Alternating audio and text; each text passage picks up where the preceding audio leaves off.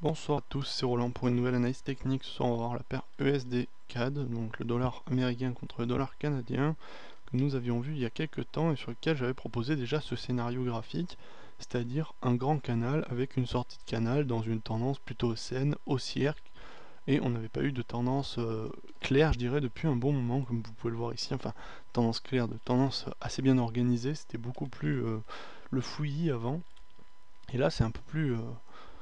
les mouvements sont un peu plus harmonieux, un peu plus homogènes, je dirais plutôt.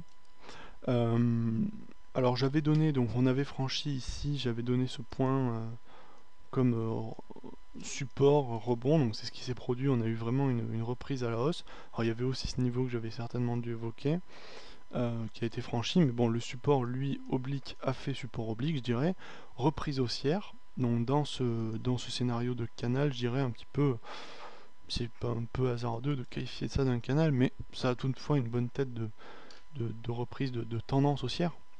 On a une reprise assez forte, toutefois à la cassure des plus hauts, on est resté assez bloqué. Comme on l'a vu ici, il n'y a pas eu grosse perforation. Alors il y a eu des mouvements tendanciels assez brutaux, mais pas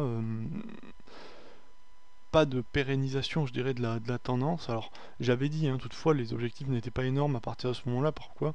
Parce que on arrivait sur les plus hauts, et on est allé au plus haut, hein, c'est ce que j'avais donné comme objectif, c'est-à-dire cette zone-là. Et on est allé à peu près, hein, faut pas aller chercher non plus le diable, euh, on est allé jusqu'à 1,6 quasiment, 0,6 pardon. Et après donc gros retour baissier, mais ça pouvait s'anticiper ça, hein, parce que après la forte accélération haussière, juste derrière on a eu un mouvement de ralentissement vraiment non négligeable. Ici vous voyez sur cette partie là il y a eu beaucoup de mèches, des corps assez faibles, une petite hausse au final, hein, entre les bouts, on n'a pas grand chose qui est monté, et après ça a été la grosse accélération baissière derrière qui nous a ramené à peu près à 1,04. Et pour moi le scénario reste baissier sur le court terme ici. On est plutôt dans une tendance baissière, alors très conjoncturelle et court terme. À mon avis, continuation de la baisse, hein, dans la logique du cadre actuel.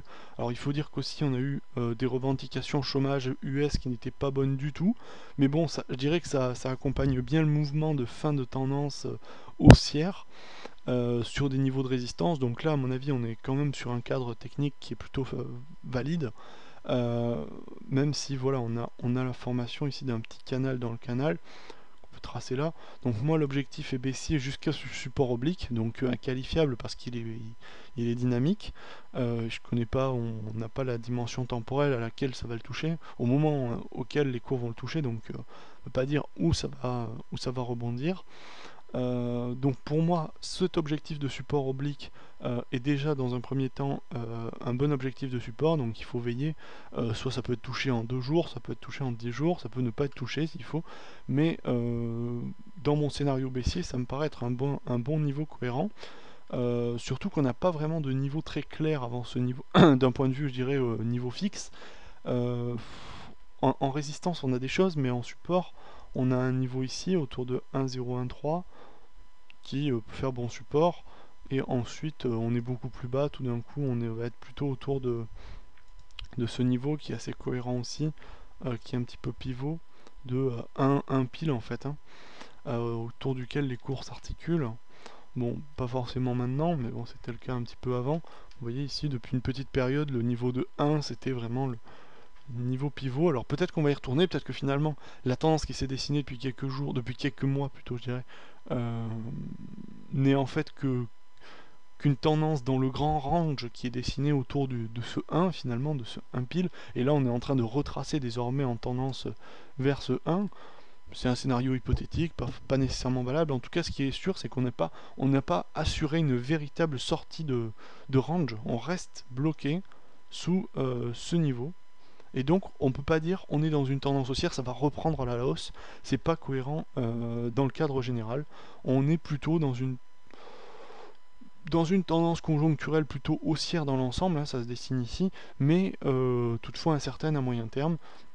Donc il faut plutôt aller dans ce sens. Et moi je serais plutôt d'avis retracement, hein, retracement vers 1, finalement retour à la réalité vers le niveau pivot de 1, même si dans un premier temps je verrais plutôt cette ligne de support, alors peut-être avec des rebonds encore qui pourraient revenir, et une reprise haussière à court terme, mais je suis plutôt dans la logique de range. Je ne vois pas se dessiner vraiment ici un cadre haussier favorable à très long terme. Alors peut-être qu'il y est, si on trace les objectifs ici,